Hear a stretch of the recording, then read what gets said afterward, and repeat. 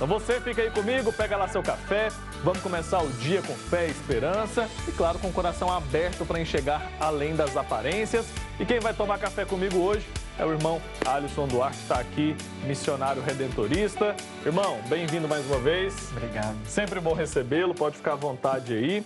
E você de casa, vai lá, pega seu café também, para que a gente comece o nosso dia com muita energia também, conversando aqui sobre as coisas de Deus e falando ainda sobre o velório, que está acontecendo, o velório do Papa Francisco, os próximos passos até o sepultamento. Tem muita informação aqui hoje. Já tomou seu café? Ainda não. Nem comeu nada? Nada. Tem um pão de queijo aqui.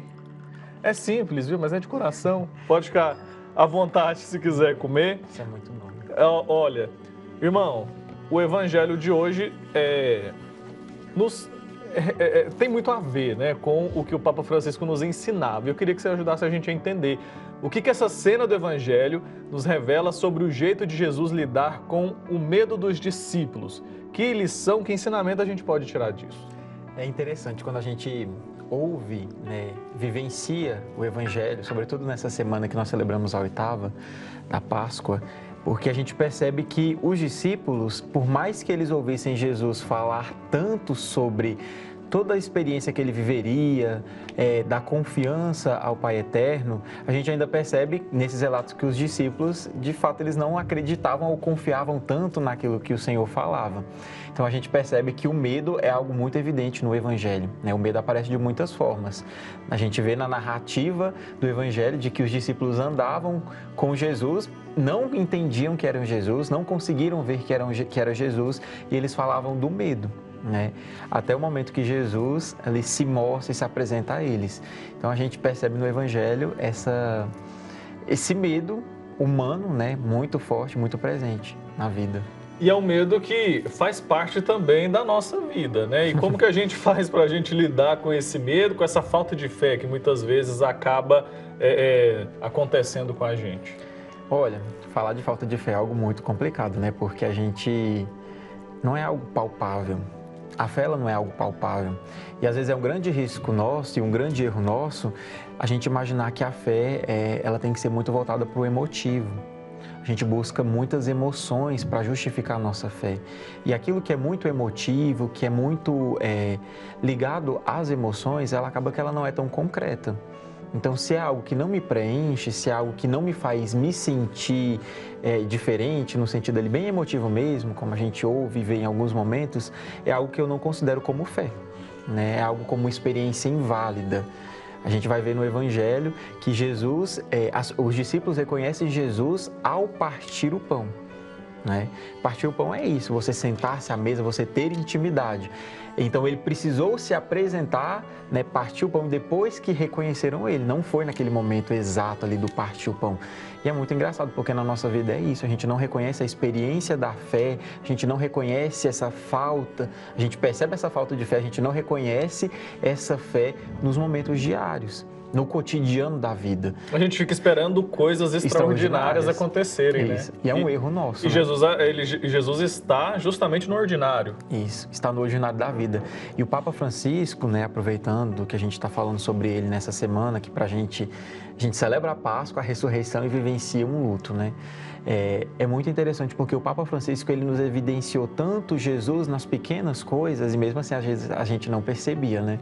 Mas é tão bonito quando você percebe Jesus caminhando, né, ali naquela experiência de fé, você percebe Jesus se revelando.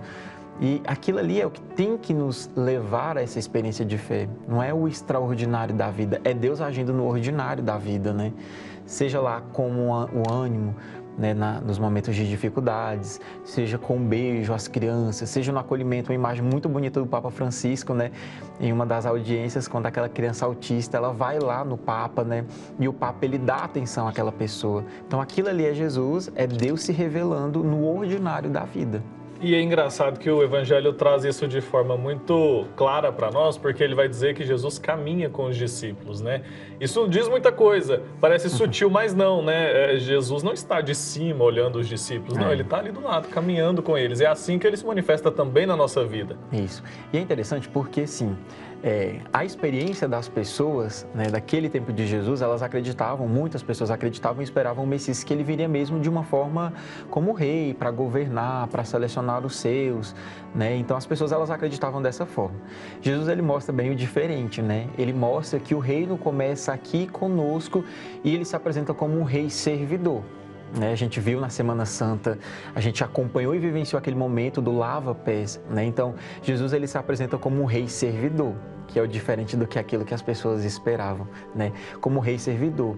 E dentro de toda essa construção que a gente vai percebendo, a gente vai entendendo que Jesus ele se põe no ordinário da vida, né? Então não é que a gente tem que criar uma vida diferente para inserir Jesus, é dentro da nossa vida, dentro das nossas realidades, dentro do seu trabalho, dentro da sua casa, a gente insere Jesus, a gente abre para que Jesus ele esteja no nosso ordinário. Isso é muito difícil, porque eu abrir a minha vida para o ordinário, para que Jesus apareça no ordinário, é eu não me mascarar.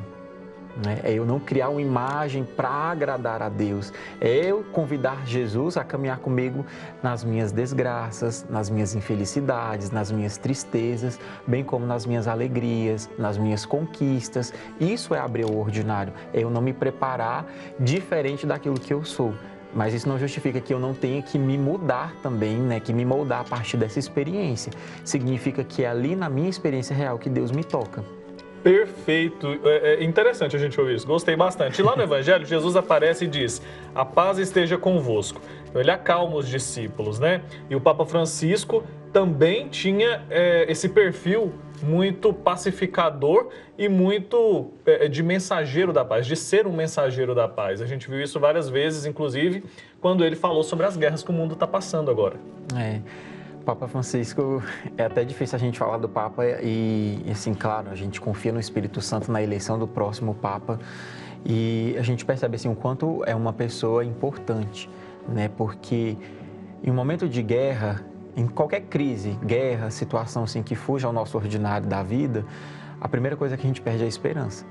Né? A gente fica ali descrente, a gente questiona Deus, a gente se põe nessa situação assim de abandono. Né?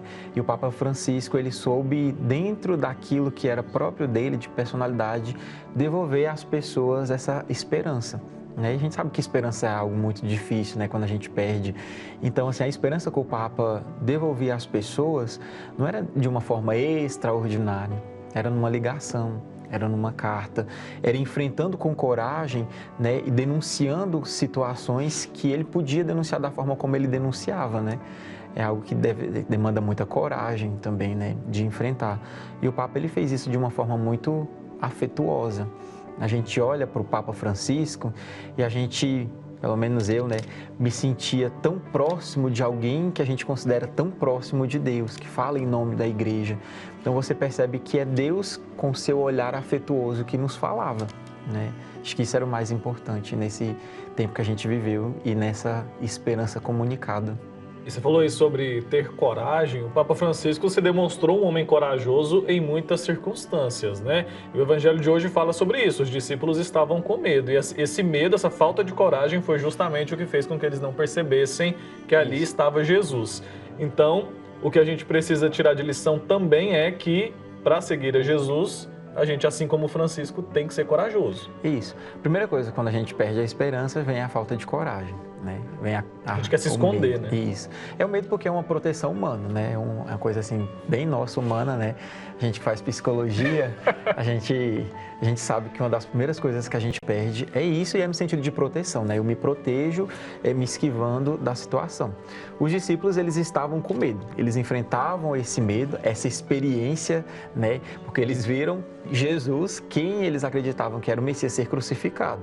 Então, é bem compreensível você imaginar, se ele, que era o Messias, Filho de Deus, foi crucificado, imagina eu, pescador, cobrador de impostos, o que não vai acontecer comigo, né? Só que a confiança, ela deve extrapolar aquilo que eu vejo. A esperança, ela tem que extrapolar.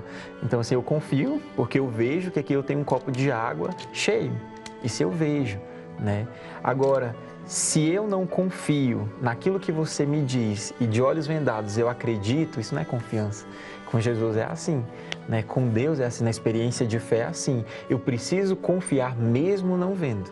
né? Eu confio porque eu leio, eu confio porque eu participo na missa, eu confio naquilo que é passado pela fé. Perfeito. O senhor falou aí sobre a questão da psicologia, de como isso pode ajudar a gente, inclusive, a nos aproximar de Deus. Vou aproveitar a sua presença aqui, que é estudante também desse tema, é estudante dessa área. Papa Francisco, em dado momento, disse que recorreu, né, à ajuda psicológica para enfrentar os momentos de dificuldade. Então, buscar ajuda também pode ser uma alternativa para aquela pessoa que está nos acompanhando agora, está desesperançosa, está com medo, está enfrentando um momento de dificuldade. É importante que, além das orações, a gente busque ajuda, né? Porque muitas vezes a gente sozinho não consegue. Isso. E é muito bom quando a gente fala assim a respeito da área da psicologia, porque o Papa Francisco ele teve muita coragem de escancarar para o mundo e cobrar também da parte do clero, né, dos religiosos, essa compreensão da necessidade de um acompanhamento psicológico. Né? Muitas pessoas consideram como falta de Deus algumas doenças, né, nesse âmbito psicológico, como falta de Deus, né, como falta de oração, como falta de prece. E o Papa Francisco ele nos chamou a atenção justamente o contrário, de que às vezes Deus ele também se manifesta através dessas terapias alternativas, né? Porque a terapia é você se abrir. Né? É você buscar ali um significado. Por mais que ela não tenha ali explícita a fala, né, no sentido religioso, o terapeuta ele nunca vai desconsiderar esses aspectos religiosos da sua vida, porque aquilo te constitui. Né? E o Papa Francisco ele falava sobre a importância e que ele teve também, né, essa participação numa terapia. Então, comunicar a esperança com um profissional é importante também, né? A gente perceber que a gente precisa de uma ajuda e que não é uma fraqueza minha enquanto pessoa de fé, né, me sentir desesperançoso, pelo contrário. Muito bem, então fica a dica para você aí que nos acompanha, está enfrentando um momento de dificuldade, sente que precisa de ajuda, procure, claro, a Deus, procure ali a religião, procure a sua igreja, faça suas orações, mas também busque ajuda. Hoje a gente tem o Sistema Único de Saúde que oferece também esse tipo de auxílio, esse tipo de apoio que é importante, é necessário, muitas vezes sozinhos a gente não consegue. E Deus usa as outras pessoas para nos ajudar também, né? Eu lembro da época da pandemia, quando a gente estava com aquela discussão sobre vacinas, o Padre Jesus Flores, quando foi tomar a vacina, deu uma entrevista para a nossa equipe falando isso, falando que Deus, ele dá a sabedoria para o homem criar um imunizante, Deus dá a sabedoria para um homem tratar também alguém que está passando por um momento de aflição, de angústia. Então é assim que muitas vezes ele age na nossa vida, usando as outras pessoas como ferramenta. E a gente, claro, tem que aproveitar essas ferramentas para a gente conseguir até se aproximar de Deus. É interessante porque a gente pensa assim, a gente já está desenhando ali por tantos assuntos, mas falar em Papa Francisco é justamente isso.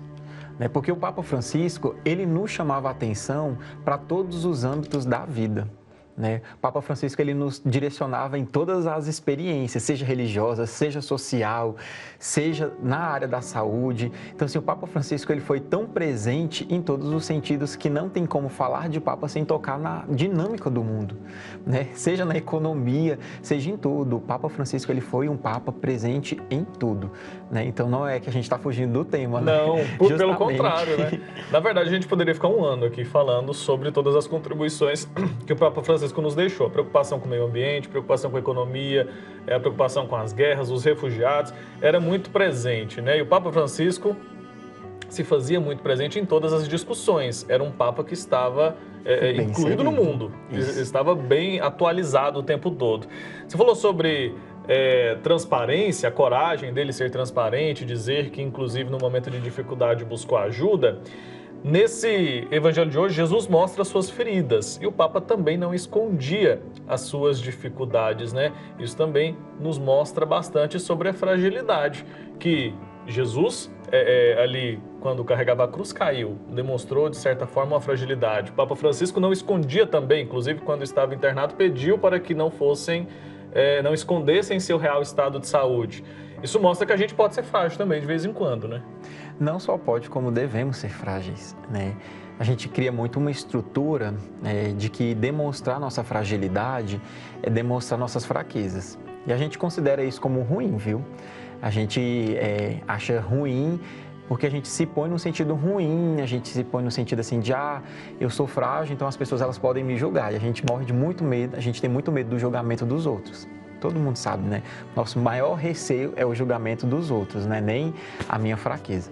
E o Papa Francisco, ele nos mostrou, e foi muito bonito, assim, nesse período que ele passou de enfermidade, o real rosto da fragilidade.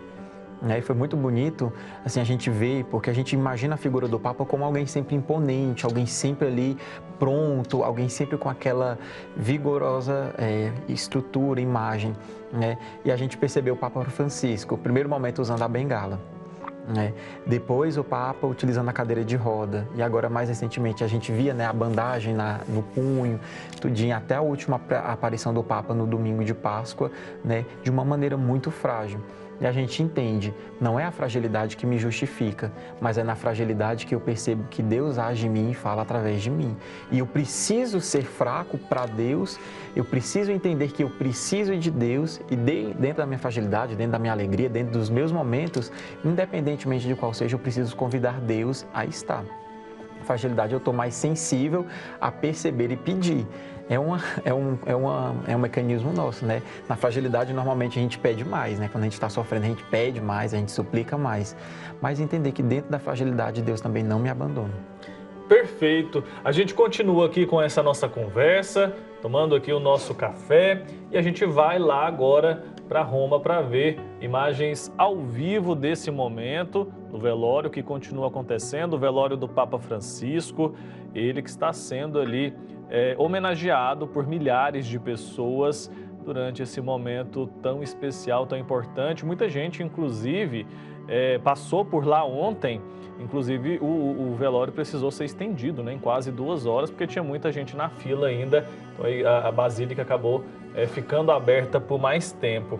E a gente continua falando sobre o velório, sobre o funeral de Francisco. Milhares de pessoas passaram a noite na fila para se despedir do pontífice. A TV Pai Eterno está acompanhando tudo de perto. O padre Rafael Vieira traz agora as últimas informações direto lá de Roma. Padre, boa tarde para o senhor aí. Bom dia, Wilker. Nós temos aqui em Roma uma manhã nublada, temperatura razoavelmente amena.